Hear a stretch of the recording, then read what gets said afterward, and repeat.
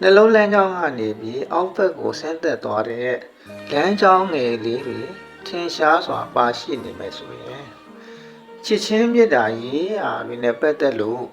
စိတ်ခံစားမှုနယ်ပယ်မှာမတည်ငြိမ်မှုတွေဖြစ်ပေါ်လာနိုင်ပါတယ်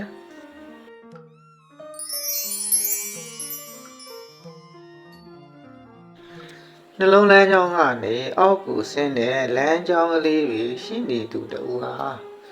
ချစ်ချင်းမြတ်တာနဲ့ပတ်သက်လာရင်စိတ်ခံစားချက်တွေအတက်အကျမြန်ဆန်တတ်ပါတယ်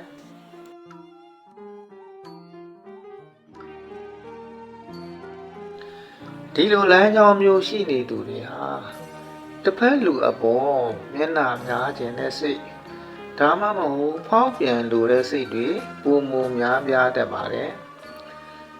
လက်ရှိဆက်ဆံရေးကိုလွယ်လွယ်နဲ့အဆုံးသတ်ခြင်းစိတ်မရှိပေမဲ့စိတ်ကစားမှုအသစ်တွေနောက်ကိုလိုက်ချင်တဲ့သဘောမျိုးပြသနေတာဖြစ်နိုင်ပါတယ်သူတို့ရဲ့မေတ္တာစကားတွေခြေစကားတွေကအပြောသာရှိပြီးတကယ်တမ်းစိတ်ထဲမှာခံစားရတဲ့မေတ္တာသစ္စာတရားနဲ့စူးရှားတဲ့အချစ်စစ်အချစ်မှန်ကနေပါနေတတ်ပါတယ်ဒါကြောင့်အချစ်တစ်ကိုအမြဲတမ်းရှာဖွေနေသူတွေလို့ပြောလို့ရပါတယ်ဒါကတော့ရေဘူးရအသုံးသက်ချက်မျှတာဖြစ်ပါတယ်